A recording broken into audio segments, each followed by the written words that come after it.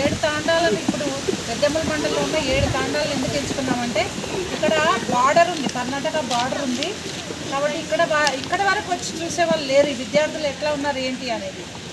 అంతేకాకుండా ఇక్కడ ఆనిముత్యాలు కూడా ఇట్లాంటి తాండాల నుంచి ఇట్లాంటి మారుమూల గ్రామాల నుండి ఆనిముత్యాలు కూడా బయటకు వస్తుంటాయి కాబట్టి వాళ్ళని ఎంకరేజ్ చేస్తూ ఇక్కడ ఉన్న పాఠశాలలో టీచర్లు పిల్లలకు షూస్ ఇచ్చడం కానీ పిల్లల కంటే ముందు షూస్ ఇస్తున్నామంటే టీచర్లు హెడ్ మాస్టర్లు అందరూ కూడా ఉత్సాహంగా ముందుకు వచ్చింది.